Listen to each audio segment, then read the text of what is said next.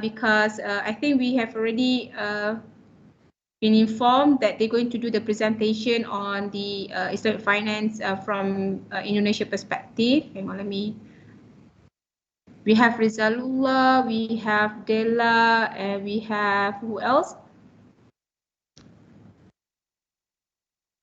Maybe two of them. Retno, am I right? Yes, madam. Yes. Okay. All right, great. Right, so shall we have your presentation on the Islamic finance in, what do you call this, in Indonesia perspective? Whenever that you are ready, you can just upload your share your content, which is at the arrow on your right side at the leave button. You can see there's an arrow, right? So make sure that you open your file and click on the windows. Azra, Nur Azmina. Don't forget to click on your attendance.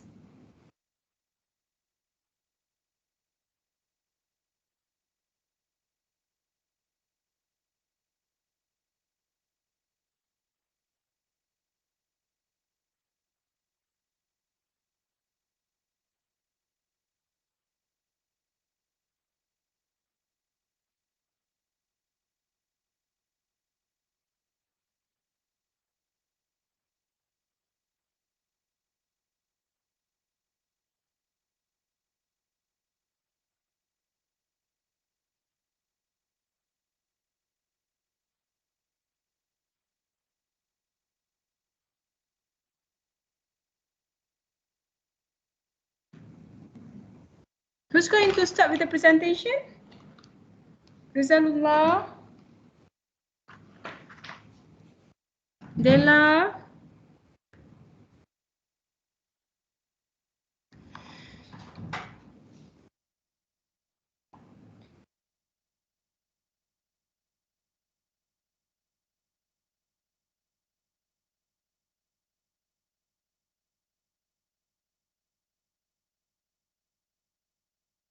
We have Gabriel, Della, Retno, Rizalullah, and Hermawati.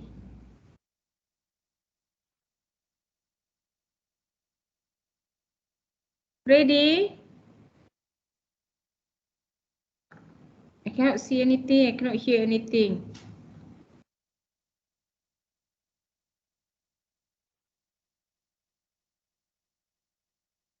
Gabriel will share screen first. Sorry? Can you hear my voice, madam? Yes. We can hear your Yeah. voice. Okay, if let's say you have the slide, perhaps you wanted to share the slide with us. Wait a bit, madam. Gabriel, okay, it's from Gabriel.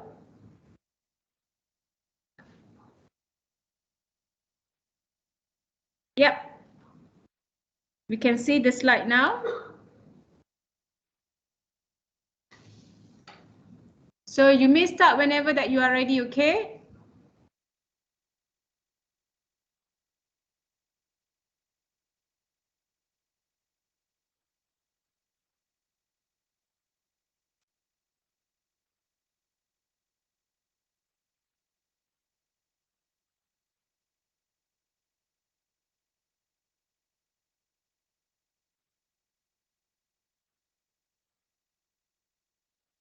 Well, Assalamualaikum warahmatullahi wabarakatuh.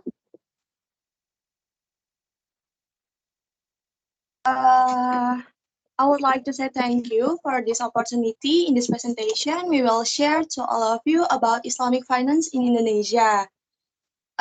Maybe contains about history of Islamic banks in Indonesia, Indonesia people interest in Islamic finance, and the others. Maybe next, Il. Okay. There is Gabriel, Hannah, me, Della, and Rizal. Next. The history of Okay. Islamic banks in Indonesia will be explained by Rizal. Okay, thank you, Retno. I want to make sure again, can you hear my voice, guys? Yes.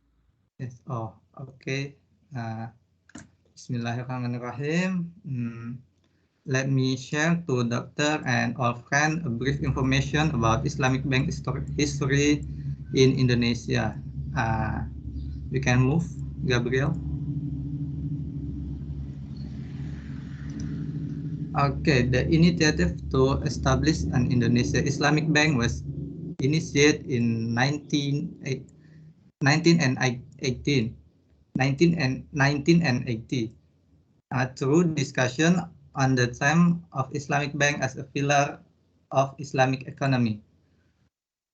As a trial, the idea of Islamic Bank was practiced on a relatively limited scale. So the trial of application Islamic finance was start from a small scale or micro Islamic institution. Uh, at the first, for, namely Bait Atamwil Salman, or we call Baitul Mal Atamwil or BMT in ITB Bandung.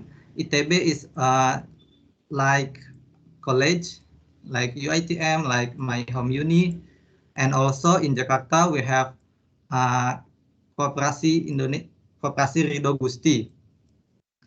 Two of them, not a bank, but like Islamic institution running activity based on Sharia principle.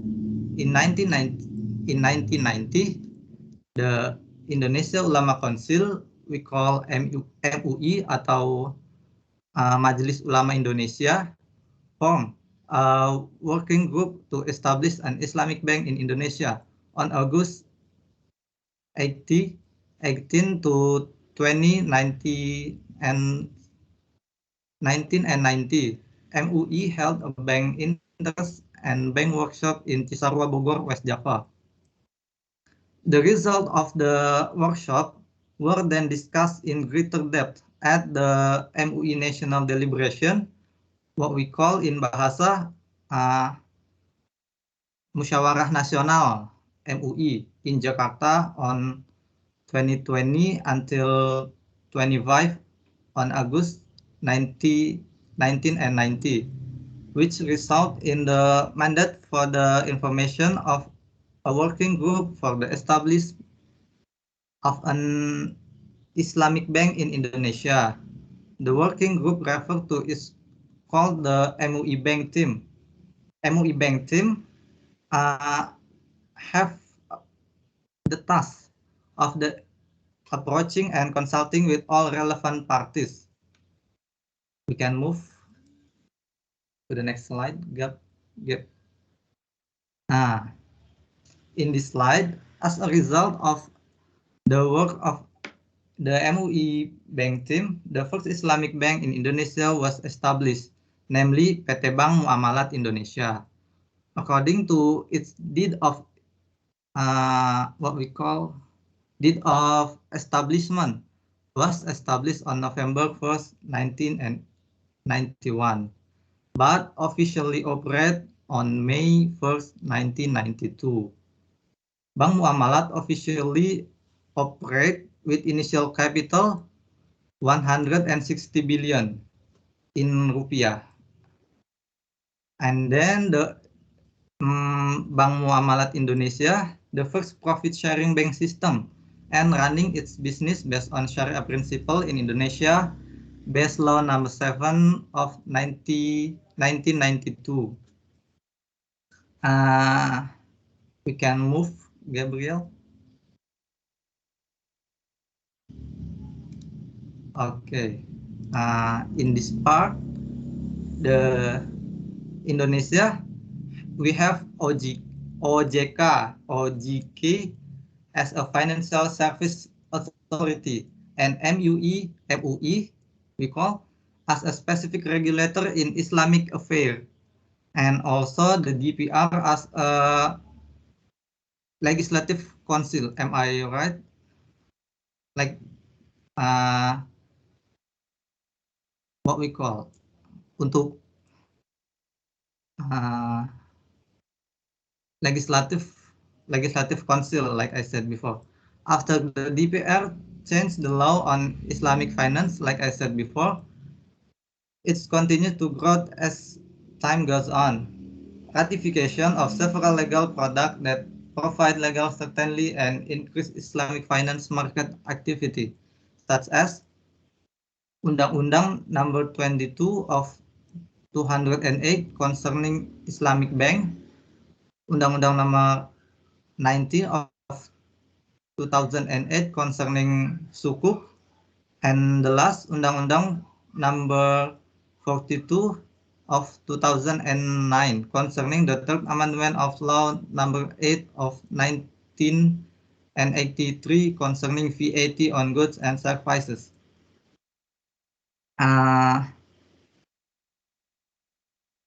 As of June 2015,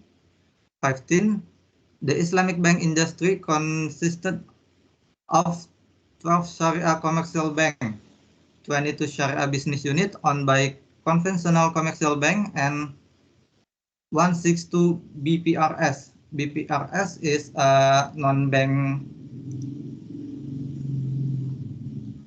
institution.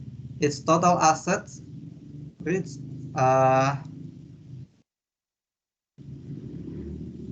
273.49 trillion with a market share of 4.61%. We can move, Gabriel. In this slide, Islamic Bank now. The list of Islamic Bank in Indonesia, we have Bank Syariah Indonesia. Bank Syariah Indonesia is the largest Islamic bank currently, resulting from a merger among several state-owned Islamic bank holding, namely Bank Syariah, Bank BRI Syariah, Bank BNI Syariah, and also Bank Syariah Mandiri. Bank Syariah Indonesia has asset of 245.7 trillion, while core capital is 20.4 trillion. And also the second bank MNC Bank BCA Syariah, Bank Muamalat Indonesia, and Bank Jabar Banten Syariah, and so on. Next slide. The rest will explain by another my friend. Okay. Assalamualaikum warahmatullahi wabarakatuh. Can anyone hear my voice? Yes, Sarma. Yes. Okay. In this part, I will explain how Indonesian people invest in Islamic financial system. Next, Gabriel. Okay. To be honest, the potential of the large Islamic consumer market in Indonesia needs to get a touch from the halal ecosystem and various integrated Islamic financial services. Wimbo Santoso, as chairman of the board of commissioners of the Financial Service Authority atau OJK, and chairman of the Sharia Economic Community for the period 2018 from until 2020 and 2021, explaining that the potential share of Sharia economy in Indonesia can be seen from the Global Islamic Financial Report 2019 data, where Indonesia was ranked first related to global Islamic financial markets in 2019. Indonesia was scored 81.93 with the achievement of the best halal tourist destination, became the first green sukuk issuing country and became the country with the largest Muslim population in the range of 229 million people, or 12.7% of the world's Muslim population. And the next, Wimbo said that we started with the financial sector, but it's not enough. Other systems must also be empowered how its customer in terms of demand, economic activity, information support, and how other supporting institutions complement. Uh, so the current capacity of the Islamic finance industry is already large, as well as products, human research, and technology. However, the problem is currently on the demand side. Next, Gabriel.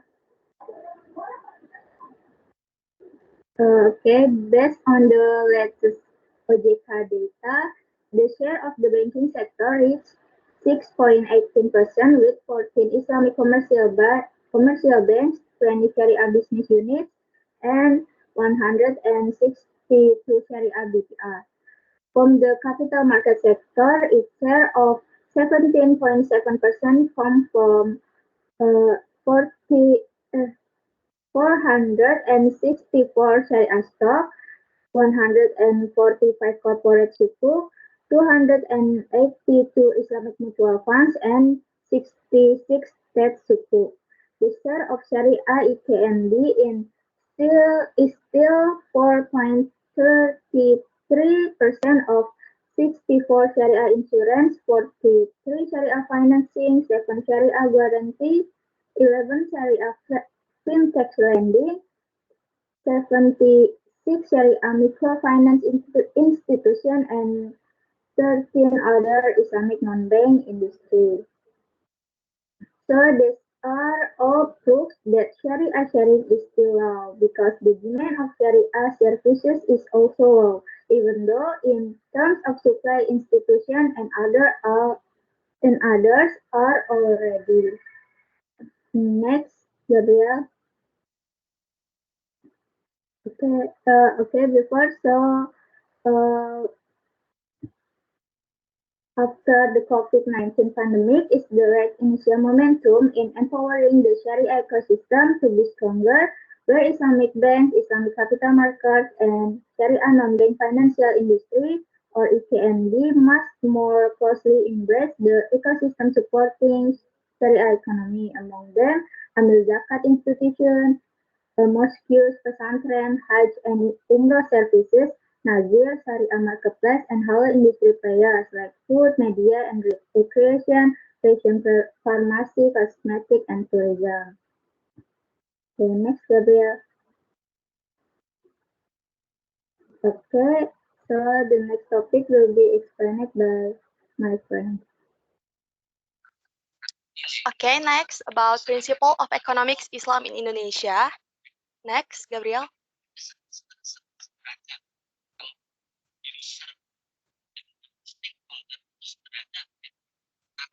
Previous. Nah, principle economic Islam in Indonesia, there are any justice, al-ihsan, al-mas'uliyah, al-kifayah, honesty and truth, no coercion. The principle of justice is cover all aspects of life. And then al-ihsan is doing good, giving benefit to other more than the right of the others. And then al-mas'uliyah, it is about accountability, which includes various aspects, namely accountability between individuals and individuals, or mas'uliyah al-afrad, accountability in society, or mas'uliyah al-mujtama, humans in society obligate to carry out their obligation for the sake of creating the welfare of members of the community as a whole. And then al-kifayah. Al-kifayah, it is sufficiency. The main purpose of this principle is to eradicate poverty and meet the primary needs of members in society. And then honesty and truth. This principle the concern about good morals. And then this principle emphasizes the importance of common interest that must take precedence without causing individual harm. And then no coercion. The principle of no coercion, everyone has a free will from establishing a contract without being subject to the implementation of any transaction, except for things that must be done by the norm of justice and the benefit of society. Next, Gabriel.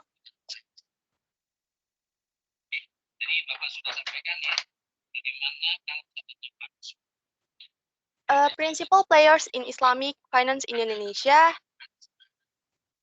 This is same with principal players Islamic finance in the general, and there are any individuals, household, corporation, and government. Next, Gabriel. And then principle of Islamic banking in Indonesia, there are mudarabah, murabahah, musyarakah, ijarah, and ijarah wa iktina. Mudarabah is financing based on the principle of profit sharing. Musyarakah financing based on equity participation. Murabahah, the principle of buying and selling goods with a profit. Ijarah is financing of capital goods based on the principle of pure lease without option. And then ijarah wa iktina is financing of capital goods with the option of transferring ownership of the leased goods from the bank by another party. Next, Gabriel.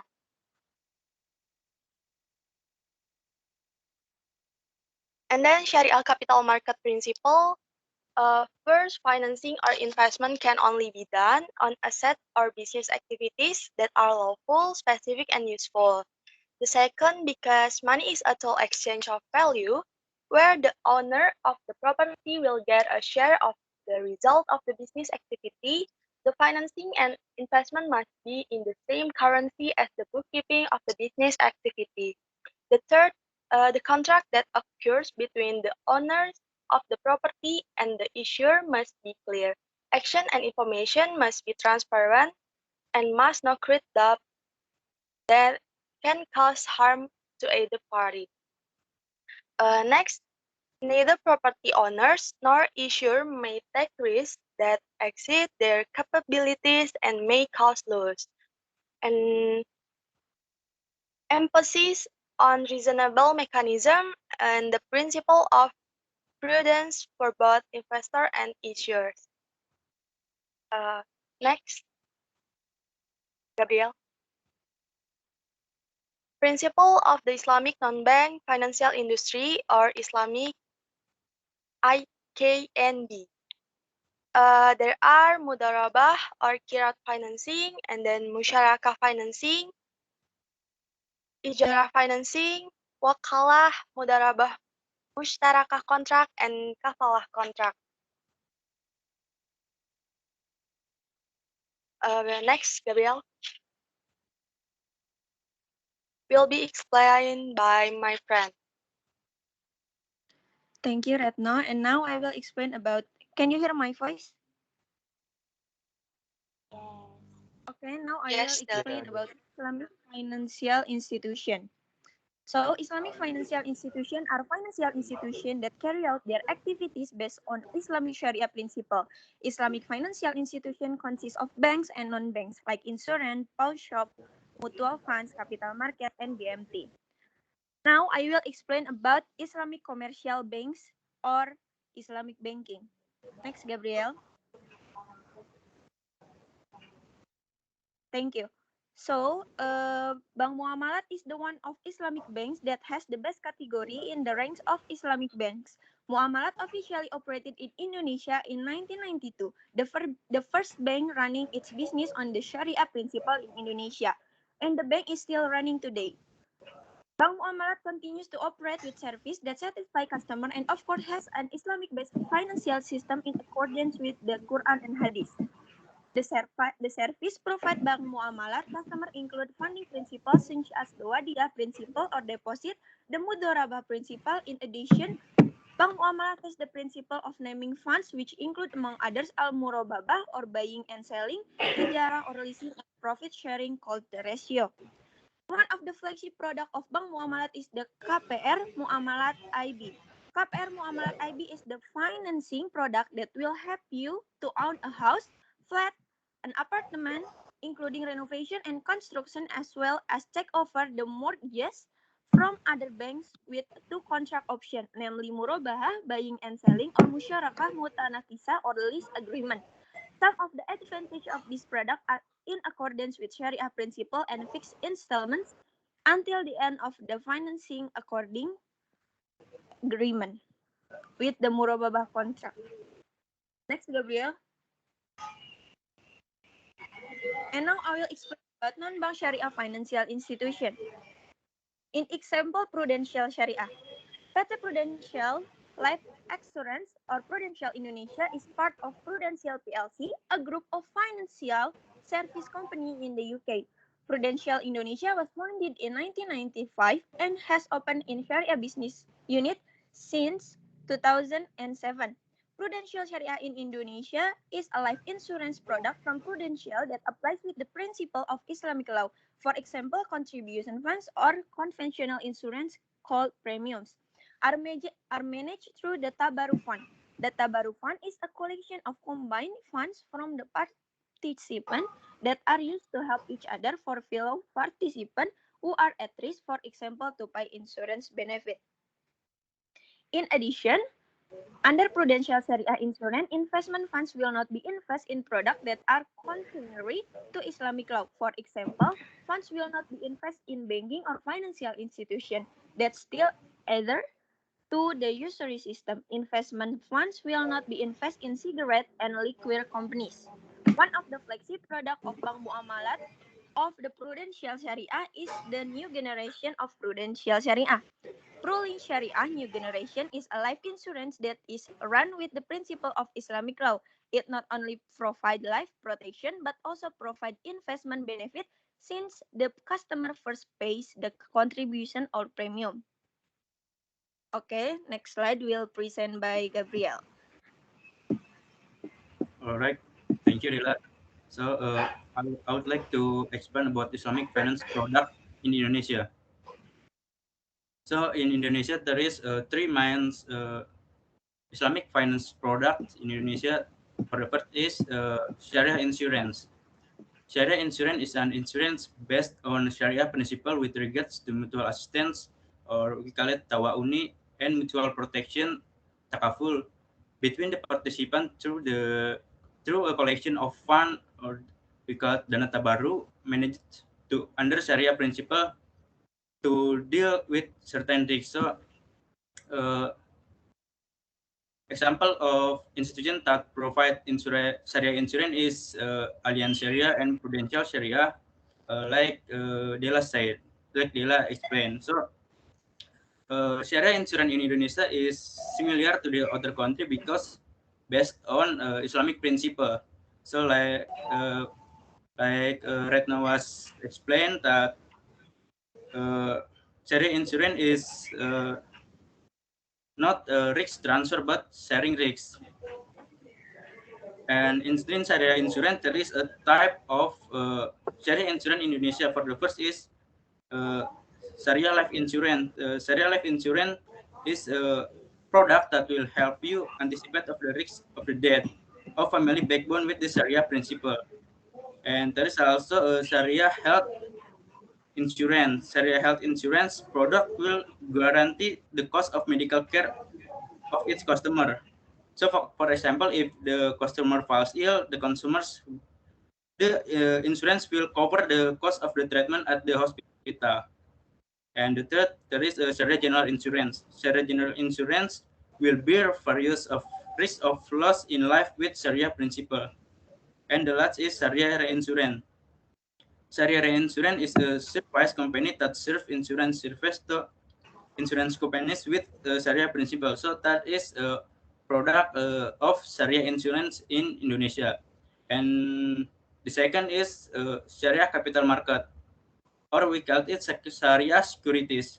Sharia securities is a securities as defined in capital market law, and its implementing regulation in which its contract and issuance method fulfills the Sharia principle in capital market.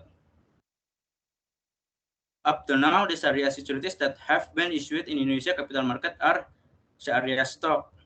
Sharia stock is a share of stock in the ownership of company based on Sharia principle. And there is also sukuk. Sukuk is a Sharia securities in a form of a certificate of a proof of ownership that have the same. And there is also Sharia mutual funds. Sharia mutual fund is an investment alternative for the investor, especially for small investor and those who have less time and skill to count the risk. That's the product of Sharia capital market Indonesia, and the institution that provide Sharia capital market in Indonesia is IDX Islamic. And the third, we have Islamic banking. That one of Islamic finance product in Indonesia. Islamic banking is a bank that do activities or operation using Islamic principle. These are Islamic product and service usually enjoyed and Sharia saving. Sharia saving is a deposit that is withdrawn through several provisions that have been explained by the bank to the customer. And the second is Sharia deposit. Sharia deposit is Islamic deposit that use mudrabara account, means savings with the revenue Islamic system ratio between customers and bank. So the advantage of deposit Islamic of the Islamic Sharia deposit is they share ratio 60-40. So 60 for customer and 40 for the banks.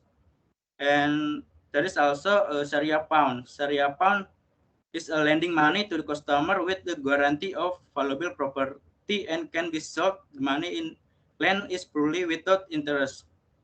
And the last is Sharia Giro. Sharia Giro is a giro that's run based on Sharia principle. In this, National Sharia Council has issued a fatwa stating that the current account is justified by Sharia is a giro based on principle of wadiah and mudarabah. Okay, I think that's all from us. I will give back to our moderator, Retno. Okay. I think that's all enough from us. Sorry if there is an error in delivery the material. Thank you very much for your attention. Wassalamualaikum warahmatullahi wabarakatuh.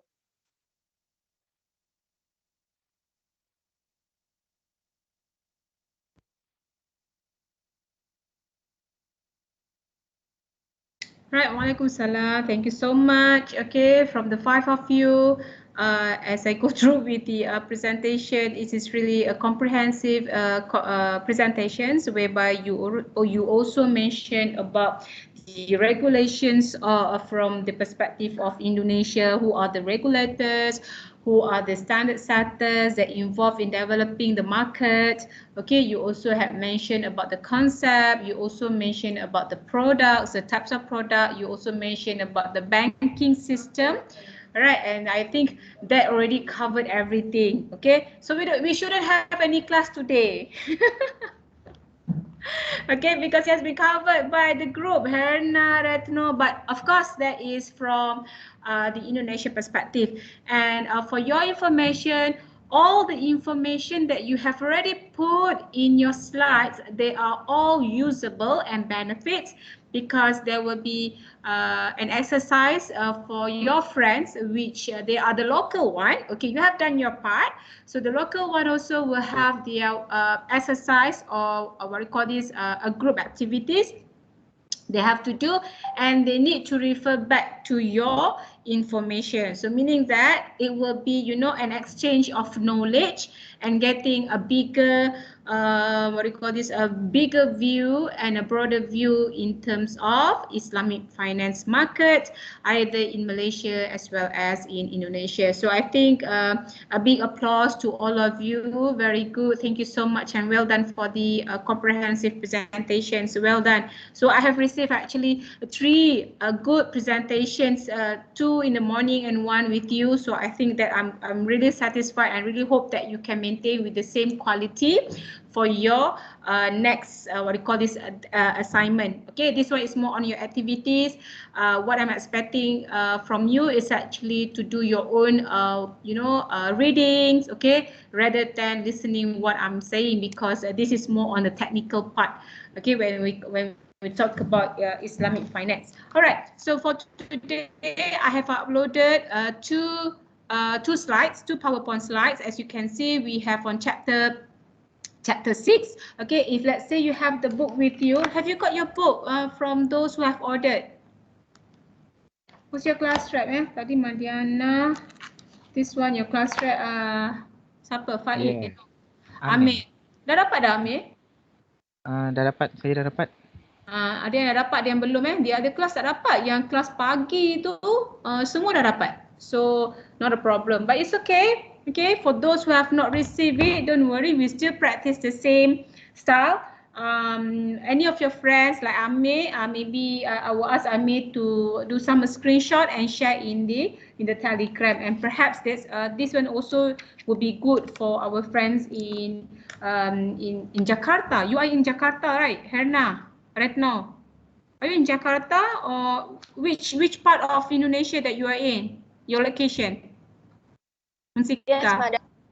Jakarta. In Jakarta. Which Yeah. Jakarta? Utara, Timur, Selatan, Timur. Oh, okay, Jakarta Timur. Oh, okay. I've been there, but then I haven't seen Usika over there. Maybe I didn't go to that particular university. All right, so it's good. Okay, that's fine. If that's the case, I still may ask Amir to do some screenshots. All right, so I think we shall proceed with our lecture today. Oops.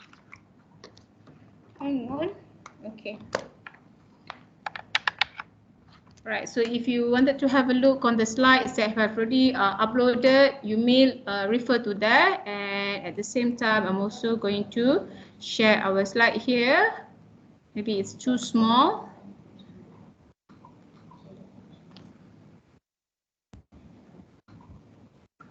Okay. So this is actually, can you see my slide, class? It's clear, isn't it? Yes. Okay, if let's say it's, the font is too small, perhaps you can just try to go through with the other the slides that you have. I have already uploaded. All right. So if you look at this, this is actually from your chapter 6. Okay, your chapter 6 on Sharia contracts for Islamic financial instruments, part 1. So meaning here, what are we going to learn here is to look at the elements, the fundamental elements, the basic things or the essential elements that must contain into a Sharia contract. So basically, in a simple word, what do you need in order to enter into a Sharia contract? All right. So these are the learning outcomes. Can you see that my slide is moving from one slide to another? Yes. Yes. Okay. Elements of Sharia contract. Hang on. Okay, there will be 3 elements, basic elements or the essential elements that you must remember and must know. So meaning that this is the surface one, meaning that this is only in terms of the point. Okay, the first you should know there is a contract exists between, in the transactions, okay, contracts, and you will also need to ensure that there is a subject matter, and you also need to ensure that is a contracting parties. So when we talk about form of contract, that is the first one. Okay, the first one on the form of contract. So when we talk about form of contract, this is more about the details. What are the content, the details or the content of the contract. So in order to prepare the contract, okay, the details and the contract, the content should fulfill another condition, right? Because the details and the content is actually where you create the ijab and kabul, okay, the offer and acceptance. So when we call it as an ijab and kabul or the akad, okay, akad ijab and kabul between the parties, the contracting parties. So you must ensure that the details or the content is mutually and understandable by both parties and acceptable. So it must be agreeable, right? So in terms of the details and content, it has to be clear. This is the first one. Clear means what? There is no hidden agenda. There is no doubtful things inside there. There is no vague or hesitations in terms of the details and content. So perhaps the particulars of the product that you order is there, or maybe the mode of payment, how much is the margin or the markup that has been applicable, or maybe the tenure of the installment payment. It has to be clear. So for those who have the book, okay, for those who have the book, you can refer to page 197. Okay, in 197, okay, it mentions about the conditions of offer and acceptance. So offer and acceptance is actually to establish the contract, okay, to establish the akad, right? So the first one is clear. The second one, it has to be correspondence. Correspondence means what? It meets, okay, it meets the expectation, okay, by both parties. All right. So for example here, the second paragraph in page 198, correspondence. Okay, this is the problem when I use this. This is a problem when I use that kind of mode. All right, so where is it? Okay, contract is the akad. Okay, akad has to be clear. First one, second one is correspondence. Correspondence. So if you have the book with you, okay, let's take a look at page 198, the second paragraph. A contract is not validly concluded, so you cannot meaning that conclude the contract or the agreement if the subject of acceptance contradicts what has been offered. See? Meaning that it has to meet whatever that the buyer or the seller expectations in the contract or the agreement. So maybe, okay, this is what happen in the practice normally, human error. I would say that this is a human error. Contracts can be very lengthy, okay, especially when it comes to Sharia contract. For example, for those who have the book with you, you can see the Sharia contract to purchase a house, for example. It will be double thick of your book. Just imagine your Islamic finance book is already thick, and then the contract is actually double of it. So just imagine how thick is the contract. So normally the content of the contract will remain as it is. Okay, but the person who is in charge, okay, whenever that the person in charge, maybe the executive or maybe the officer, they have to replace certain names, the identification card numbers, maybe the address and everything. And then sometimes a human error, they tend to forget to remove or to change in terms of the details of the product, the tenure of the product, right? The how many loans, how many months that you enter into these facilities, and then what else? Maybe the percentage in chargeable.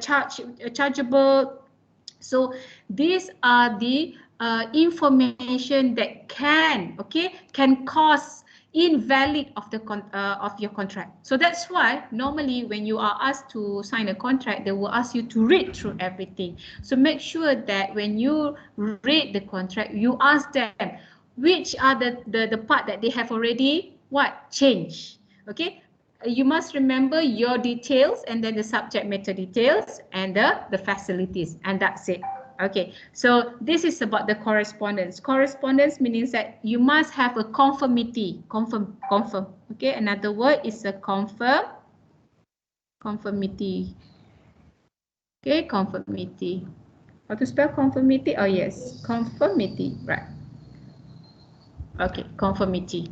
Okay, and then the last condition for your akad, okay, it must have continuity. Sorry, it will relate to continuity. continuity, when we talk about continuity here, okay, the first one, the continuity will relate to the offer made through the contract, offer through contract. Okay, for example, I enter into a contract. Okay, I wanted to enter into a home facilities contract. Okay, and I approach 3 banks, for example. So these 3 banks in their contract, when they have prepared everything, they will send it to me. Well, sometimes as a buyer, as a client, for example, I have the right to accept the contract or not to accept the contract. So what happened is that the 3 banks who send me the contract will indicate if I accept the contract, I must return to them within 14 days, for example. Okay, sometimes 7 days. Okay, sometimes it can be 14 days. And if, let's say, in day 15, I totally forgot, for example, okay, I choose CIMB, Maybank, say RHB. Okay, I choose Maybank, for example, and I wanted to sign the contract, but I totally forgot that I have already passed the 14 days. So day 15, I sign. Okay, I sign, and then I contact to the officer, and then the officer will say, what? I'm so sorry, the contract is already, the offer, not contract, the offer is already invalid. So this is the meaning of your continuity. There is a specific period for you to to accept the offer. That's the meaning of continuity. So there is a lapse, okay, and should not come after a lapse of time. Acceptance. So when they offer, that is the days, and acceptance must be made within 40 days. 40 days. So if you have the book with you, that is actually in line 1, 2, 3, 4. 4. Acceptance should immediately follow the offer and should not come after a lapse of time. So you cannot wait after that, right? So that is the practice. So that's in the form of contract. So you should know these are the conditions in order for you to prepare the contract. The second one here is actually what? Subject matter of the contract. Subject matter of contract, we are referring to what? The object. What is actually you are transacting? Object, what is it? Is it rice? Is it car? Is it house? Is it a building? Okay, so these are the subject matter. Another word for subject matter in this Arabic term is usufra. Okay, usufra. The subject matter is usufra. Okay, you can see that in the book. So in fact, when you wanted to identify the object or the subject matter, okay, in the contract, all right, take a look in page 199.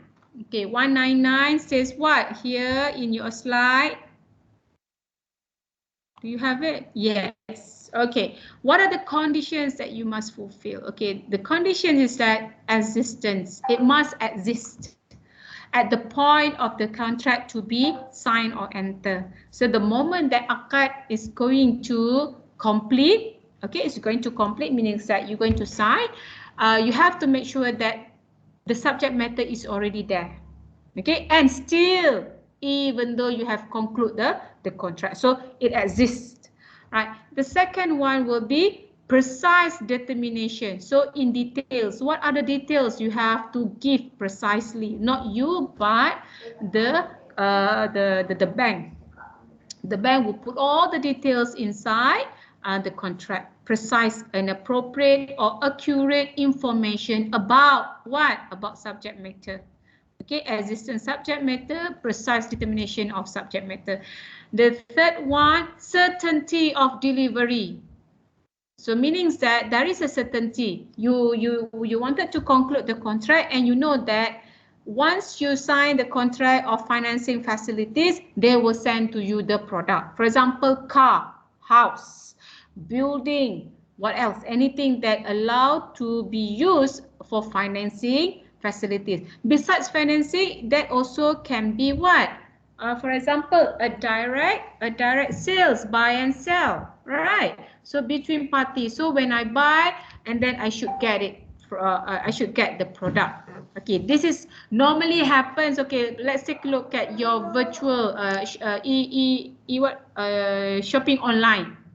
Okay, online shopping, right? So there will be an assistant. Is there any assistant of the subject matter? This is very vague. Nampak? Gharar happens. Precise determination. Yes, maybe details are there. Certainty of delivery. This is another issues in shopping online. So all those things will be a part of the issues when we wanted to implement the Sharia finance, Sharia law in a Sharia product within Islamic finance. Okay, because of the gharar element will be there. But however, if you look at the online shopping, they have reduced some of these gharar. Okay, for example, like certainty of delivery. If let's say it's not delivered to you, you may ask for cancellation. For example, you can just refund or whatsoever. And then precise determination, this is what the platform requires. Okay, like Lazada, whatsoever. See, those are the things. And existence of the subject matter, you have to put like videos, you have to put, like confirmations, and then the seller basically, okay, they have to do everything, okay, like perhaps video, photos and everything to show that the product is exists. But still, in terms of the existence of the subject matter, people can just deceive you with the photos and videos, right? Okay, and then the last one, the conditions for subject matter. Okay, what are the conditions for you to ensure that the subject matter suit for the contract is permissibility of the subject matter. So permissibility, we are looking at the legality of the subject matter. When we talk about, because we are talking about the Islamic finance, so permissibility must fulfill the Sharia law. So meaning that it has to be a halal, okay, halal Sharia law. So because we're looking from Islamic finance, okay. So the product, or maybe basically the product, it has to follow Sharia law. For example, like halal. Okay, and then in terms of permissibility also, we have to look in terms of besides Sharia law, is it the information, the ownership of your subject matter can be transferred. For example, okay, ownership can be transferred or not. Either it's a freehold, okay, for example, land, building, freehold building, freehold land, or it's a leasehold. This also should be mentioned, because always remember, in Islamic finance or Sharia law principles, disclosure, transparency, they are very important. You have to disclose. After this, we will look at one of the explanation under one of the concept that we have, which is murabaha. Okay, so we have to disclose what is the legality in terms of ownership. Okay, if let's say it is for Bumi Putra, then you mention this is only for Bumi Putra, or yes, for Bumi Putra, that is for Malays and other ethnic that fall under Bumi Putra, for example. Okay, if let's say this is actually a leasehold, whereby normally land will be given a leasehold up to 99 years. And then what happened next? It also need to explain in the contract. So this is all about the conditions of subject matter. So subject matter, certain things too you have to know in order for you to transfer your ownership. Okay. However, in the case of subject matter, there will be an exceptions. Exceptions meaning what? Exceptions mean apa? Pengecualian. Okay, pengecualian atau pengecualian in the form of, okay, existence of the subject matter can happen, but then, okay, for example, in the case of rice, which is need some time to be ripe and harvest, for example, okay, you need time to harvest. And then construction of house. Okay, construction of house. You don't nowadays, I mean, like since before, developers or manufacturers, they don't they don't construct house complete, then they open for sale. No, they will start selling the house when they have completed a certain stage. All right. So what happened is that an exclusion for this existent. Okay. It follows under the can't remember. It follows under, it's either okay all right. It follows under one of our, what do you call this, which chapter that we had already, chapter 5, right? Hang on, see, I totally forgot. I didn't mention about this for a previous class. Okay, it falls under one of the Sharia principles. Okay, that is the rules. Okay, they follow the ilah. Okay, this is for ilah is either under your ijma or your qiyas. Ijma or qiyas ilah, the use of ilah.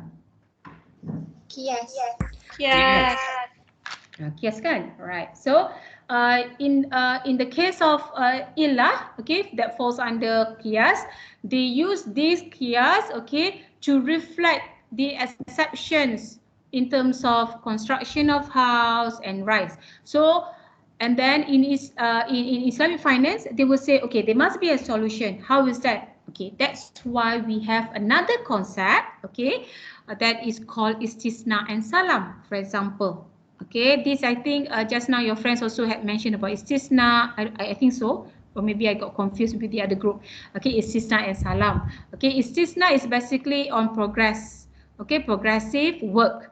Okay, and then salam is where payment in advance after before you receive the product.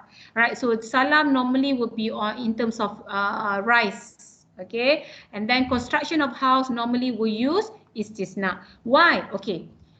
However, even though there is an exclusion for this case, okay, istisna also requires, okay, how can you let your client trust you as a manufacturer, okay, you wanted to sell something, okay.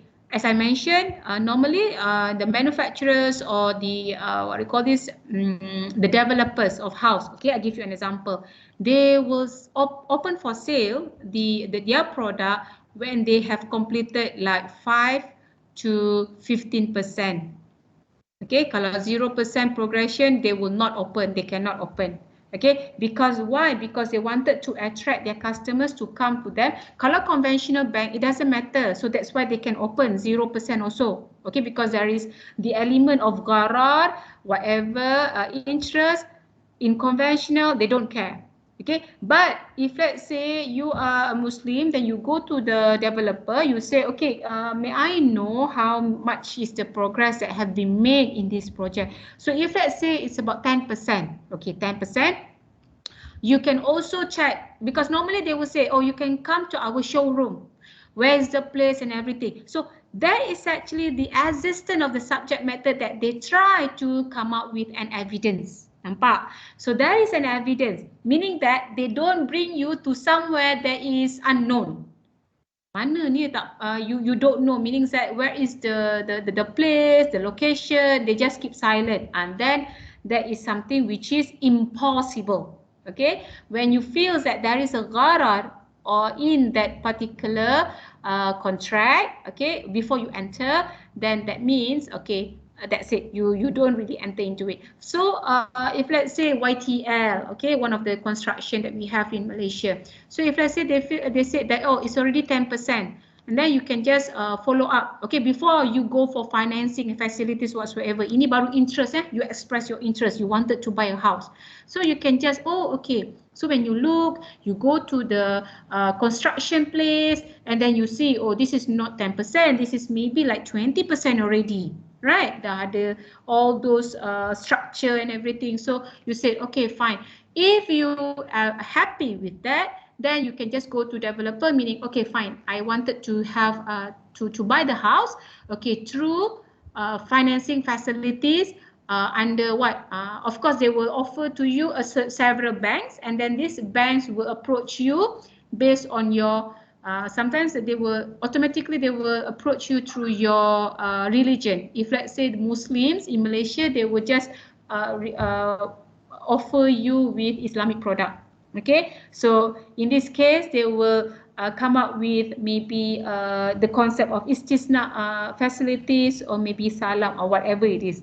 Okay, so that is the exclusion. So if you question me, you say, existent tapi ada exclusion. How can we still remain with this word? Okay, as I mentioned, evidence must be there. Evidence in terms of, okay, location, all the things that you wanted to know as a buyer. Okay, how much is the progress? What have been done? Okay, those are the things. Evidence must be there before you wanted to go for a certain financing facilities. All right. Any question for subject matter class? Clear, right? Clear. Clear ke tak clear? Banyak sangat nak simpan. Yeah. Clear. Alright. So the next one, which is the last one, we're referring to contracting parties. Contracting parties, no problem, you know. Siapa? Who are the people involved? Of course, it will be your buyer and seller. Yes. Okay, your contracting parties will be buyer and seller. But again, buyer and seller also will have their conditions. What are the conditions? Okay, we have to look at first one in terms of the legal capacity and competent. But of course, in terms of legal capacity, there will be two branches. Two branches means what? Acquire rights, okay? And then the second one is, okay, execution. Acquire, when can you acquire the rights, and the second one is to execute the duties and perform them. So these are the branches under legal capacity. So legal capacity, you have to look, it doesn't mean that, oh, I'm already 18 years old or 21 years old, I'm able to take any kind of the financing or financial facilities, or I can just enter into a murabaha contract. But we have to look at what type of murabaha contract. Sometimes, yes, you can go for murabaha contract, but again, you have to look at this. Okay, if let's say it's a spot basis, bayar, beli terus dapat, tak jadi masalah. That is no problem. Okay, like murabaha, the simple murabaha. But when you enter into a murabaha concept, that is through financing. Financing. So what happened? You have to look at your your ability to perform your duties. Perform in terms of what? As a buyer, are you able to pay your installment every month? Okay, that is one question. Rights boleh dapat because you are 21 or 22 or 23 or maybe 24. You can get the rights. Okay, in fact, even the baby also in mother's womb here, okay, can have the rights. Okay, they don't have to enter into a contract, especially inheritance of wealth, kekayaan. Kalau parents, your family are wealthy enough, if let's say you are still a baby in your mother's womb, you automatically will acquire the rights. Those properties, they are all yours, right? Okay, so acquiring of rights, you have to look at the conditions. Okay, so in this case, if let's say inheritance, mewarisi, tak jadi masalah. In fact, the baby also. Okay, so you don't have to ada akad dengan baby. Baby, will you accept my property? Tak ada kan? Alright, so that is one. And then the second one, once we are talking about the rights and obligation after born. So this is basically when we talk about acquisitions of right, this is referring to your age of maturity. Okay, just now baby, now you are already toddler. For example, you are below 7, or maybe I can say like maybe you are at 17 years old. If let's say you are at 17 years old, okay, are you can you acquire the rights? That is the question. Okay, of course 17 years old, no, below 7, okay, below 7, especially below 7, to acquire a certain right, okay, this below 7 toddler definitely will be able to dissociate. Dissociate means that their deficient legal capacity means that they should be able to identify which is right and which is wrong. Dia dah tahu dah buat keputusan. Okay, fine. Right. But again, is this age is able or has the capacity to enter into legal contract? Question akan tanya, legal ada tak dia capacity untuk enter into a contract walaupun at the age of 7 maybe below dia tahu oh this is wrong, cannot, this is right, yes, but is this toddler ready for a legal capacity? That's one question. Okay, when we talk about inheritance of property, it's not a problem. Okay, daripada baby lagi you dah inherit your family's property. But this one we are talking about legal capacity. So if let's say you have the book, you can take a look at mana pula ni? Okay, page. See, I have already changed. Okay, you can take a look at page 202. Okay, 202. You can see we are talking about ahliyah. Okay, ahliyah in terms of legal capacity and competent, because there are two types of ahliyah, two perspective of ahliyah. The first one, ahliyah al-wujud. Al-wujud means the acquisitions of rights. Okay, either you are at al-nakisah or at al-kamilah.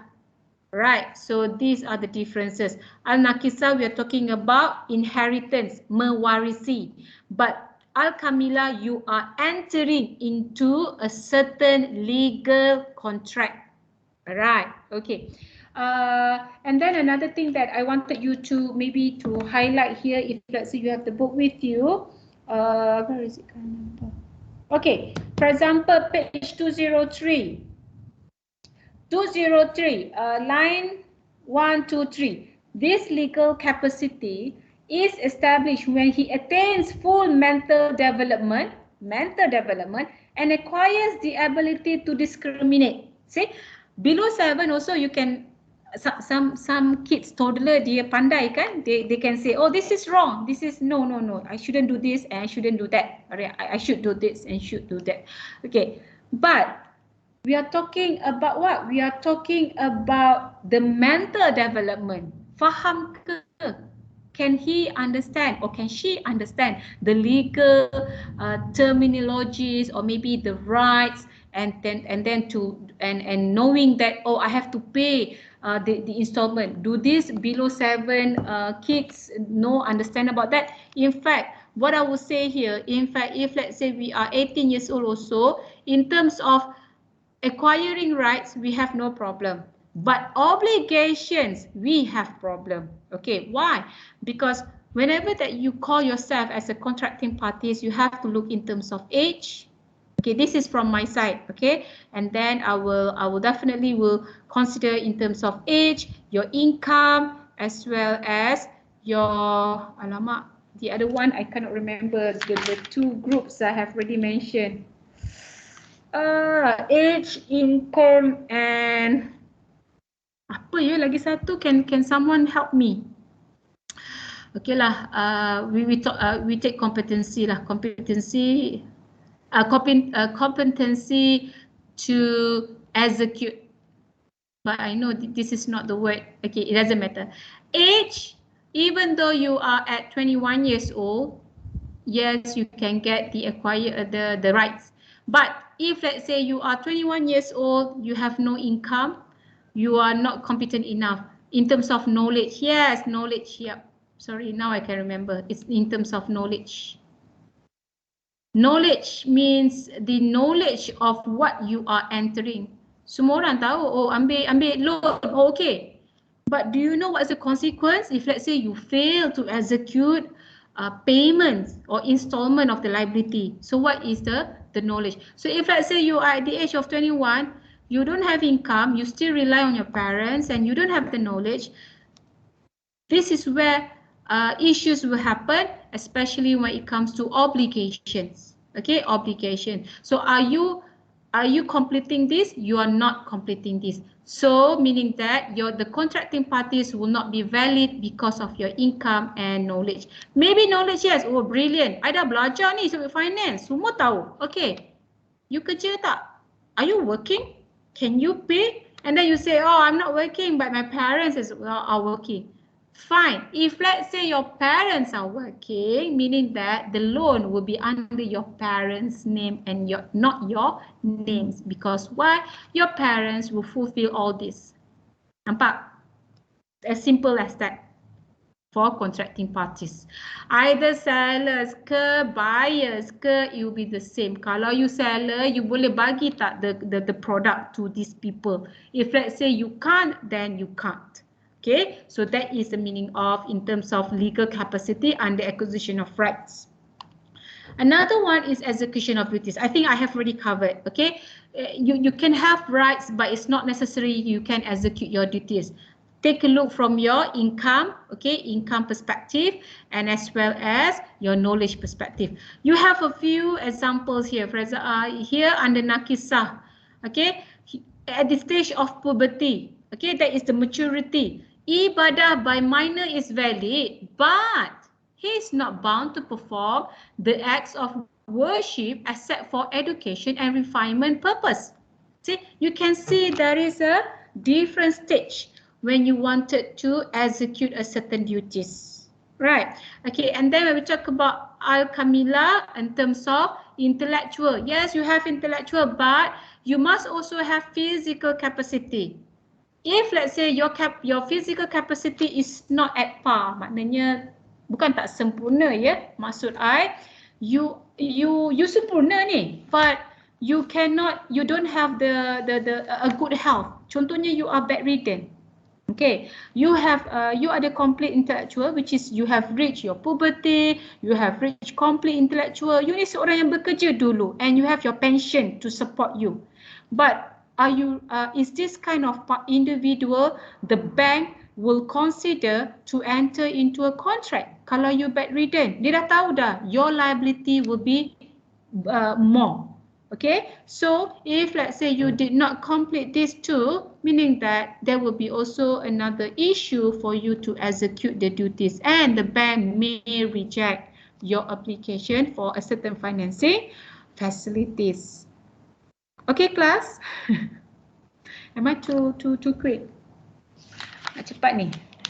Sebelum asar, dalam macam lambat dah. Okay, and then you have the last part. Okay, these three fundamental must remember. When I say must remember. Okay, and then the last one will be your classification of Sharia contracts. Okay, if you happen to listen to your friends' presentation just now, they have mentioned a few concept ya. Wadi Allah, Al-Rahnu, everything, semua dah mention. So this the concept is actually falls under this type of classifications. So basically, the arrangement of your Islamic finance, you must know when it comes to the contracts, okay? It has to be in terms of classification of contracts. Okay, kalau you nak buat your own notes ya. Okay, and then the concept, what sort of concept that we have, and then the name of the product. Okay, kalau Malaysia will be different names. Okay, Indonesia will be the different name. But the sequence will be something like this. Once you know the contract, you know what is the concept best for the contract. Kalau dah tahu produk ni, oh produk ni ada wadiah. Wadiah apa ya? Oh wadiah ni tak ada dekat dalam ni. Okay, wadiah is another one under wakalah concept. Wakalah is under contract, another contract, wakalah contract. That is the concept that we have, agency concept. Okay, so that is the examples that I can give it to you. From murabaha. Murabaha will be under your exchange based contract. So what is the concept? Is murabaha. Exchange based is the contract. Name of product, banyaklah. BBA, I tak ingat lah. Okay, dekat dalam Malaysia we have many names on the BBA for under murabaha. So that is an example. Okay, same goes to Indonesia. Same. Once you know the contract, ya Allah, why my handwriting is getting worse nowadays. Contracts. Once you know the contracts, you will know the concept and you can just apply to any of the product. That is how it works. All right.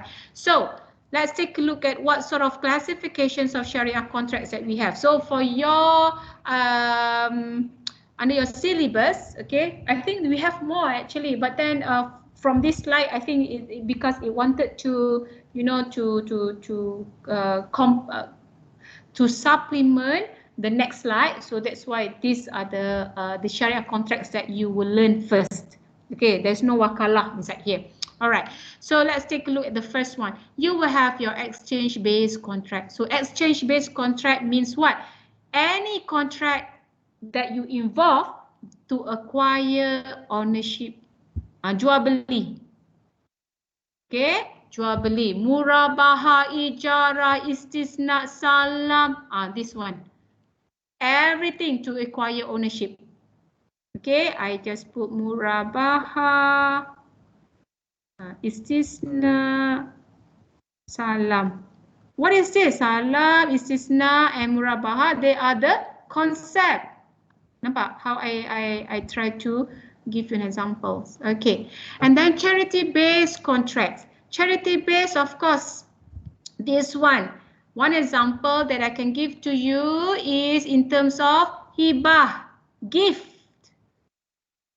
pemberian, charity kan, to the loved one. If let's say you have a house and you wanted to give it to your kids, and then they will be given by through hibah contracts.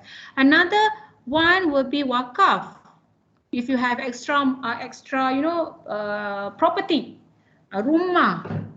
So and then you tak ada apa-apa yang you nak tinggalkan for your family. You kata nanti you tinggalkan semua bergaduh. Okay. Wakafkan. Okay. Wakafkan to your mana-mana lah, janganlah individual, you wakafkanlah for society work, for untuk madrasah, kegunaan madrasah as a mosque, or tempat pembelajaran, education, community society facilities, you can just wakaf. Okay, this you can enter into contract, hibah, wakaf, and of course we also have qard hasan. Qard hasan is in terms of benevolent loan, pemberian loan secara ihsan. Okay, charity based. But of course, qard hasan is not a very common practice among us. Siapa, bank mana yang nak bagi loan for free? They will charge you, right, on a certain margin. So normally qard hasan, who conducts qard hasan will be like macam employees association, persatuan lah, club, and then certain things that is, you know, like they collect a certain fund and then they will help you with that. Macam tabung PIBG, those are the charity based, right? But of course, when you talk about PIBG, employees associations whatsoever, you don't enter into a contract. Unlike, okay, if let's say your company provide qard hasan loan to their employees, they will prepare a simple contract. That is considered as your qard hasan. Okay, and then of course, sadaqah also part of the charity-based contract. But sadaqah, when you sadaqah, you don't enter into a contract, but it's through verbal. Kadang-kadang kita verbal saja kan when we wanted to come out with our sadaqah. So that is among the examples. Okay, waiving contracts. When we talk about waiving contracts, waive means what? You uplift. Okay, you reduce the liability or you uplift the liabilities. Uplift the liabilities. Okay, uplift the liabilities meaning that what? You will give rebate. Siapa yang bagi? Normally it will be the bank, okay, or the financial institutions. They will give rebate. So when they give rebate, meaning that they will give discount. In other words, conventional they will call rebate, but in our case, okay, Islamic finance will call it as ibrah. So normally, if let's say you have a motor vehicle, you have a car, okay, normally your loans, your borrowings will be up to 7 years. So mana tahu 5 years you wanted to do the full settlement. So you will go to the bank, the bank will calculate for you, they will give you a certain price with discount or with IBRA amount. So instead of katakan you kena settle about another 7k, or maybe they give IBRA, you have to pay like 6,059 6,590. Dia bagi you berapa ringgit je ni. Selalunya macam tu, not much. Okay, but still that is considered as IBRA from them. Okay, rebate. Partnership contract, this is very straightforward. This refers to what? Class. Partnership. Penat ni cakap. Class. Musyarakah and Mudarabah. Alhamdulillah, thank you so much. Okay, that is the examples given by your friends. Alright, so that covers your chapter 1 as an introduction. Okay, can we move to chapter 3 part 1? Lagi satu? We still have time kan? Okay.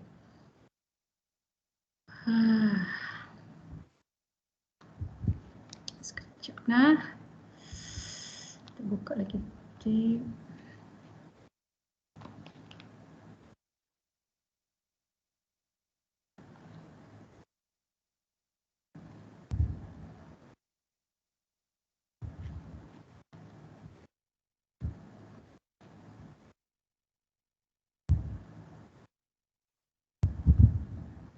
Syariah part 1.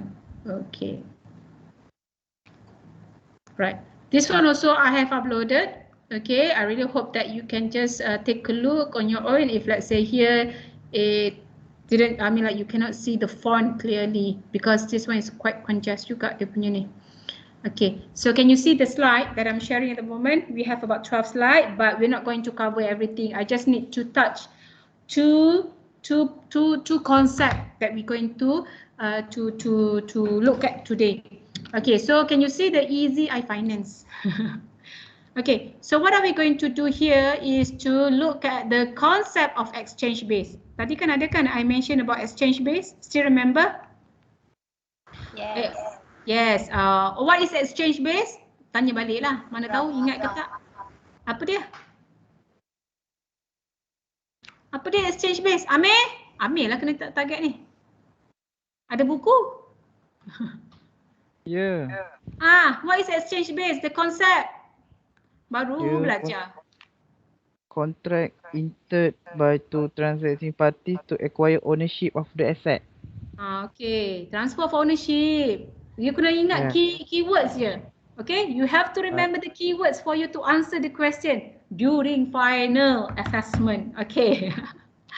Alright, so basically let's take a look. Alright, so that is acquiring ownership, meaning that you transfer the ownership. So as I mentioned, murabaha is one of it. Right, so this, see, that's why I say it's quite small here. You cannot see clearly, but I'll try my best here. So murabaha is between two parties or more than two parties, three parties. Okay, if you have the book with you, you can take a look. Page berapa murabaha? Okay, page 208. 209. Okay, we don't touch on the ordinary murabaha structure. Yang itu direct, very direct. Tak kisah. Yang itu is between two parties ya. I buy and you sell. That's it. Okay. But in this case, I'm concentrate on financing. Sebab kita tengok finance. Okay. So always remember, set in your mind financing. Alright. So buy al murabaha is actually a sale which finance. Okay, the selling. Okay, selling is cost plus markup. Okay, it involves your cost, acquisition cost plus a certain markup. And this markup, okay, in Islamic finance, the seller must disclose. I've already mentioned this one. Okay, transparency and disclosure is very important. Disclose to who? Disclose to the buyer or the purchaser. So the seller in a murabaha shall disclose to the purchaser how much cost he has incurred. So kalau I cakap, okay, my cost is $10 tapi I jual you dengan 20 ni, okay lah, ambil tak barang. So you say, alah 20, RM10 profit. That is actually not my profit of the 10. You kena tengok I punya transportation cost, you have to look at my admin cost, my everything. So plus minus, actually my profit is about $3 or $2. See, so whenever that I as a seller, okay, I disclose how much cost that I have incurred and how much profit that I'm going to earn. This is where you express, tak apalah, saya belilah. See, that is where you will do. Okay, that is if let's say without financing, like a simple murabaha yang kita jual beli ni. Okay, it can be something like that. Alright, that is so simple, or I can say ordinary murabaha. But when we talk about financing, okay, financing, the application of murabaha normally will apply under these facilities. For example, motor vehicle, personal, ni home, and then trade financing. Okay, home financing, motor vehicle financing, personal financing, and trade financing. These are among the application of Bay al-Murabaha in this financing facility. So, how does this concept work? Okay, simple. Look at this picture infographic. This is really good. Okay, so you as a person, okay, as a client, you wish to have a motor vehicle. Say you wanted to purchase a BMW. Your BMW cost is about 400k. This is the cost. And then after you've been explained by the salesperson, ni bagus ni macam ni, okay. And then they will say, oh, roughly if let's say you take loans up to 9 years, it's about 1,000 plus monthly. Okay, and then you say 1,000 plus, okay, that is a true financing, you can pay.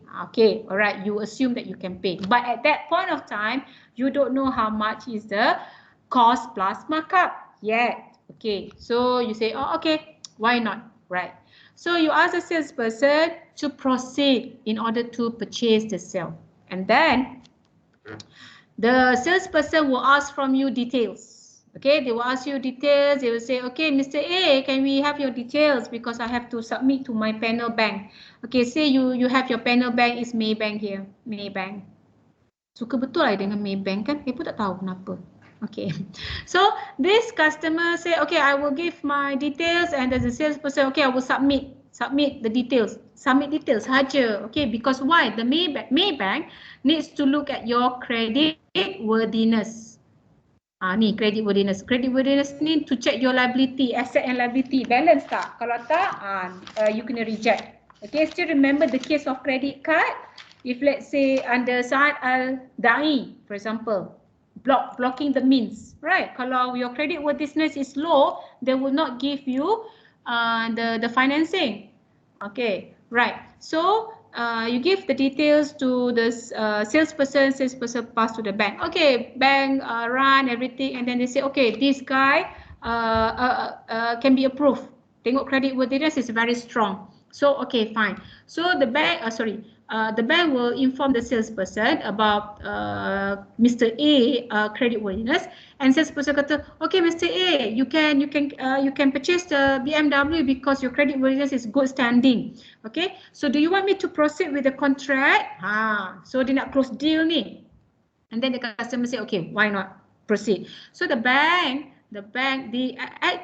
actually this is actually the salesperson will become the middleman. Selalunya tak adalah customer ni straight away to go to the bank, betul tak? Do you go to the bank on your own in order to purchase a vehicle? No, right? You just deal with the salesperson. So the salesperson will become the middleman, whereby the salesperson didn't get anything pun, dia hanya dapat commission from the sales. Itu je, okay? From the sale that he has made, right? So he will help you, okay, in terms of helping. But if you look at here, point number 3, this is where the bank sells the motor vehicle to the customer at a cost plus profit on a deferred basis. Okay, what does it mean? When you say proceed, salesperson kata, okay, my bank, the customer wanted to proceed. Can you just prepare the contract? So the bank knows that their customer is going to enter into murabaha financing facilities. Okay, they know that, okay, this customer is going to enter into murabaha financing facilities. So the bank will prepare all the contract and then they will call the customer. See, barulah dia call. Kadang-kadang bank tak dapat call, dia akan follow up with the salesperson. Normally this salesperson will help. Okay, sometimes the bank will call the customers and ask them to come, ask Mr. A to come in order to complete the contract. So if let's say Mr. A read through everything, or dia dah tahu financing facilities, okay, and then the price, okay, at this point, the bank will say, okay, your punya cost is 400K, but you're taking financing from us for 9 years. Okay, I mark up sikit, it's about 150 everything. So your financing facilities is 550K. Bayarlah bulan-bulan 2K, for example. Okay, for 9 years. 9 times 12 is about how many hundreds months. Okay, so this is where you need to pay. And then the customer go through everything in terms of the details, the particulars, go back to the 3 things. Okay, the existence, maknanya once complete, the BMW will be yours. Will be delivered to you. What are the specific, the spec of the BMW is all in the contract. Semua dalam contract. You have to read carefully. Okay, so you look at the existence, you look at the subject matter, betul tak, and then you have to look at the contracting parties, meaning that the contract that you enter is between you and the bank.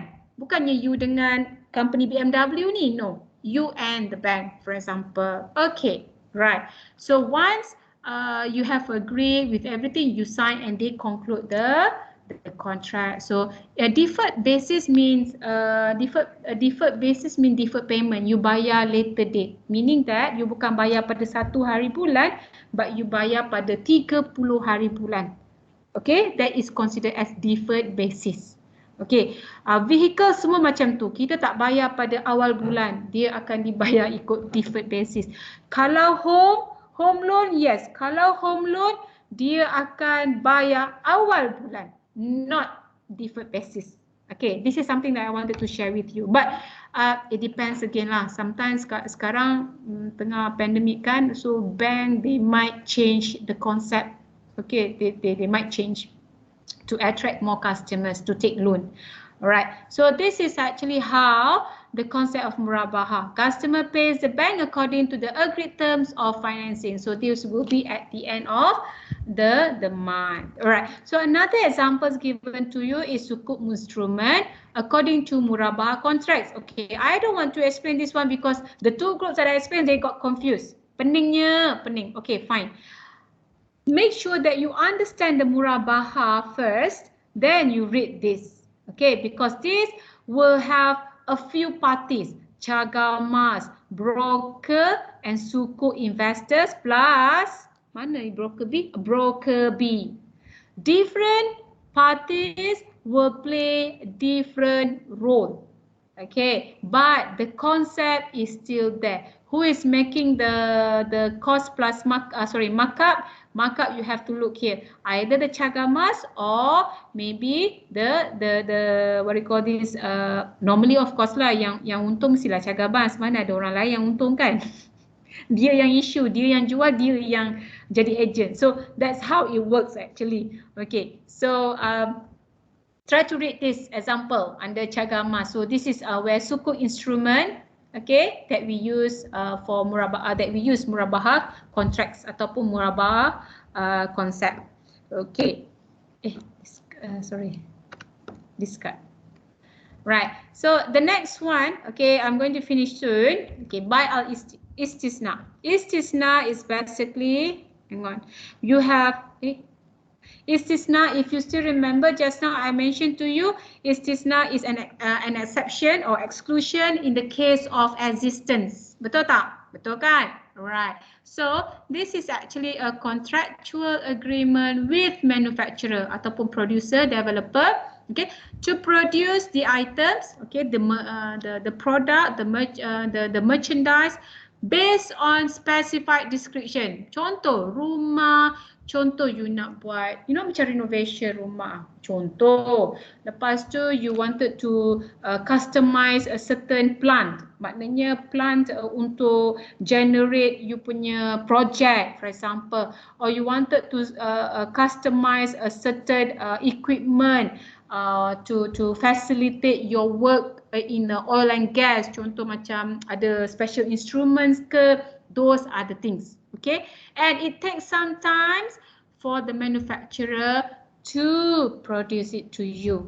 Okay, and then another part is at determined price. Okay, and manufacture from his own material with his own effort. Okay, his ni siapa? The manufacturer lah. Okay, dia punya barang, semuanya barang-barang dia, bukannya barang you, sebab you as a client. So an example here can be, you can take a look here.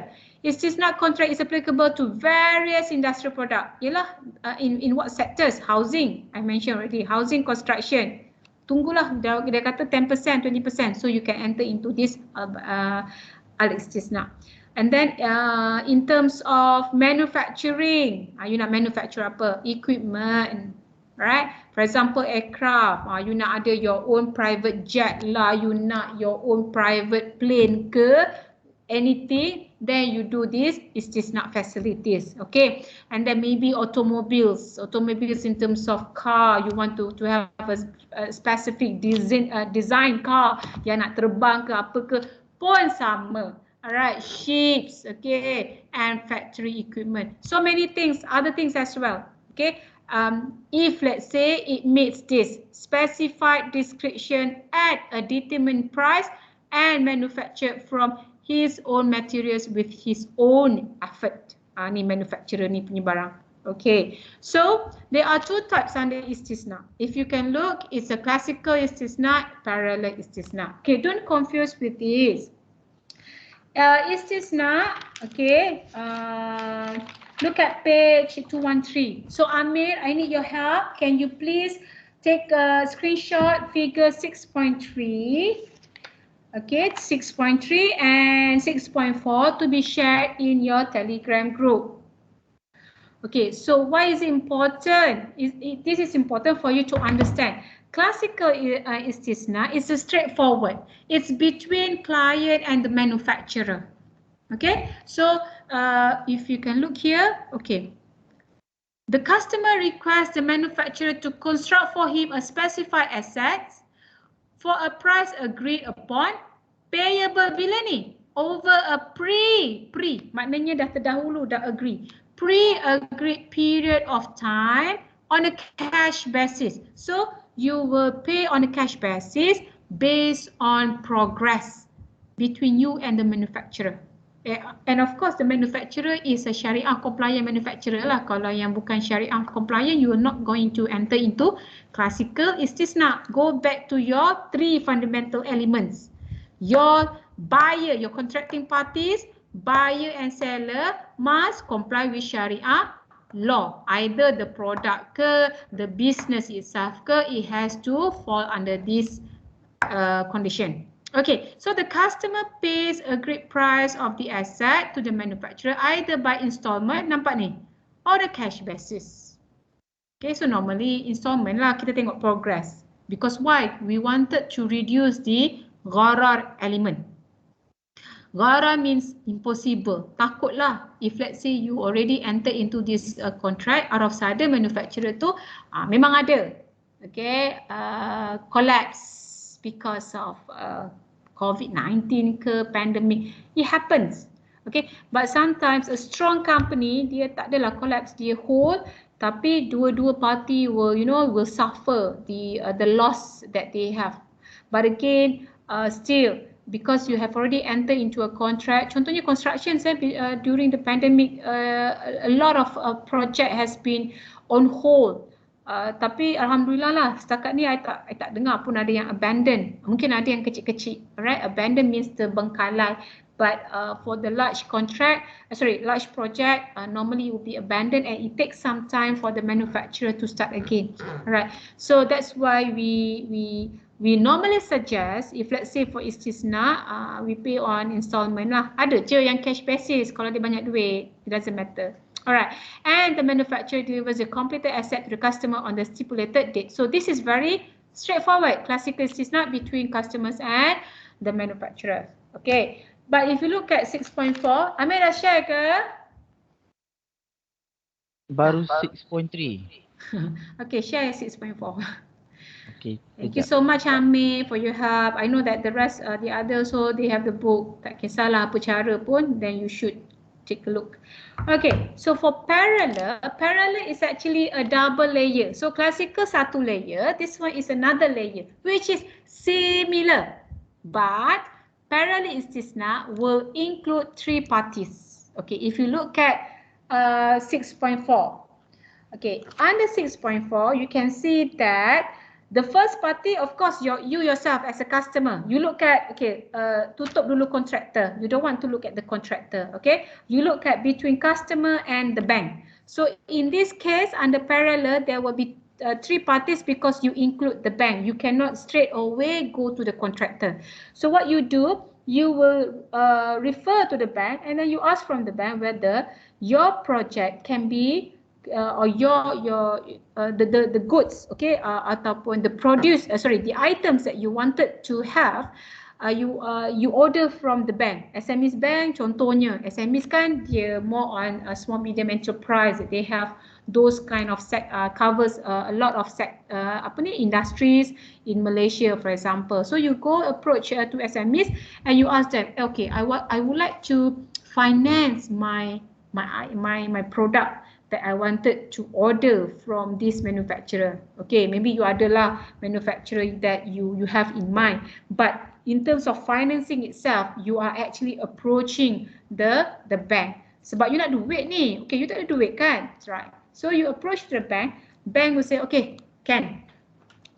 Based on your credit worthiness and everything, okay, why not we enter into istisna. So in this case, your customer, yourself and bank is only one is under classical istisna. So maknanya you just enter into a contract one layer first. Okay, because you rely on the bank to make it for you. Okay, right. So in this case, the bank will act as a sani. Dia lah yang manufacturernya, which actually the bank is not.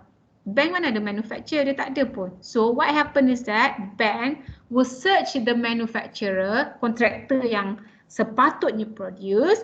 They will go to the contractor, which is called as sani. Okay, manufacturer sani lah. Mustasni is your customer. So the bank will approach the sani and the bank will change the head jadi mustasni. So under parallel istisna, the bank will carry two roles. The first one will be the sani provider. The second one, the second layer, the bank will be the mustasni. Okay, itu sahaja that you need to understand in terms of parallel istisna. And of course, the bank will charge on a cost plus markup. Itu biasa memang in terms of the financing, okay, the bank will charge the customer with a certain markup margin in order to facilitate the financing. And of course dia akan bayar at the price, okay, the cost price. Kalau dia boleh bayar straight away a cash basis to the manufacturer, then they will bayarlah cash basis. Okay, normally dia akan disburse lah all the money to the contractor. This one also happens in terms of housing. Sama je. Ada kadang-kadang yang buka, when it comes to roadshow, the bank is the intermediaries that act as a sani. Kadang-kadang dia lah yang construct the house, whereby it's actually another contractor. So that is actually under parallel istisna. However, okay, interestingly under istisna there will be issue. Issue tu sampailah sekarang. Okay, you can take a look on the issue. Istisna is under the exception of non-existent asset. Ni masalah dia. Okay, sebab tadi saya cakap exceptions kan. Okay, sometimes dia kata 10% and after a year, 2 years, 3 years tak move pun dari 10%. So there will be the risk akan ada dekat situ. Okay, risk akan ada dekat situ whereby okay, the manufacturer or the seller can fail to complete and deliver the asset. This is a problem when it comes to under istisna. Sampai until today. That is the problem. So istisna normally there will be a few conditions if let's say you wanted to enter into this contract. Mungkin you kena bayar, I mean like as a customers you have to, I don't know how. Okay, the bank try to resolve with these issues because this issue is like what do you call this, until today, starting from the introductions of istisna, because kita when we talk about Islamic finance, we are based on trust, right? Trust and transparency. If we don't have transparency and we don't disclose, how can people trust us? So this one is coming back to your muamalat and your ibadah, right? Under your muamalat is between you and human as well. So that's why when we have our product, always remember it covers back to our fundamental values. All right, class. It's already 4:18, 4:20 nanti. Okay, I shall stop now. Okay, any question on murabaha, istisna?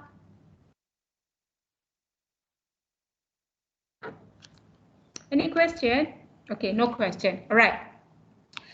The thing is that, okay, before we end our session, okay, I would like to inform you, if let's say I share any information in the Telegram to do the assessment whatsoever, please read the message carefully. Tak faham my message, you can ask your friends. Okay, do not ignore. At the end of the day, baru you tahu, oh kena buat rupanya, because this happened to one or two of my students from other groups. I don't know whether from this group or from the other group. So whenever that I have already set the assessment, please do on that appropriate time. If let's say you said that you are busy, myself also busy, I'm not only teaching, I'm not only preparing materials for you, okay, it's very time consuming for me to create, to design a questions. I also have other things to do. Okay, I have to prepare my report, I have to do some of the management things, I have to dealing with people, I have to organize workshops, I have to give talk, I have to do everything. Research, penat Hernawati mendengar. Okay, I have so many things, okay? Sama juga macam you. You kena prepare, but please read, okay? So when it comes to your assessment, I'll try my best, okay? Give me some time until today, inshallah. I will try to open back if let's say you wanted to try the assessment before your quiz. Okay, talking about quiz.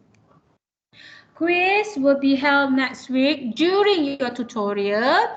Okay, Monday as usual. Okay, for 1 hour, you can assess. Okay, you can assess one attempt and chapters cover from the first lecture until today lecture, including istisna, murabaha and istisna. So chapter 3, introduction, the 3 fundamentals, okay, 3 fundamentals, what do you call it, condition, and istisna plus murabaha. So that are the chapters or the sections covered in your quiz. Okay? Madam, MCQ. Sebab tu lah I kena fikir. Kalau boleh I nak suruh je siapa-siapa tolong I buatkan soalan. Boleh? Boleh. Alright. So that's why I have to take some time. It's very time consuming. So MCQ, don't worry. Okay, MCQ, senang. I try to make your life easier. Even though my life is not easy as that. Okay, your life kena baca je. Make sure you baca. Right, okay. Anything else? MCQ. Berapa soalan? It could be, it's about 25 to 30. It depends. Tengoklah saya ada idea tak masa tu apa soalan. Kalau lagi banyak lagi bagus kan?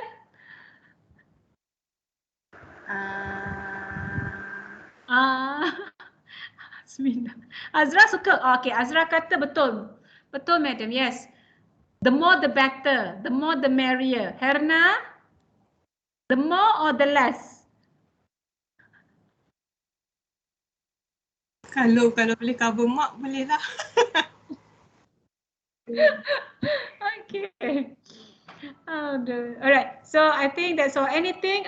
Keep communicating through Telegram. Kadang-kadang I tak tengok. Okay. Tapi kadang-kadang Uni bagi I message tengah malam. Boleh lah. Kalau masa-masa I ada energy lagi, I boleh lah jawab. Kalau dah I dah pancit dah, I dah tak larat nak jawab lah. Tengok pun tak nak. Muak dah rasa. Okay. So be punctual for your during your tutorial session. Make sure you log into your future. Attendance is very important. Sekarang pun don't forget to click on your attendance.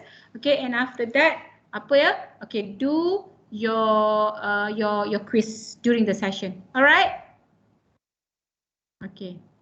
Thank you so much. Assalamualaikum. For those who have presented just now, tak apa nantilah. I communicate through Telegram. Banyak sangat message. Tak boleh ingat ni. Okay, Assalamualaikum class. Have a good weekend. Thank you. Waalaikumsalam. Thank you, madam. Salam, madam. Waalaikumsalam. Thank you. Thank you, madam. Thank you, madam. Yeah. Thank you, Doctor.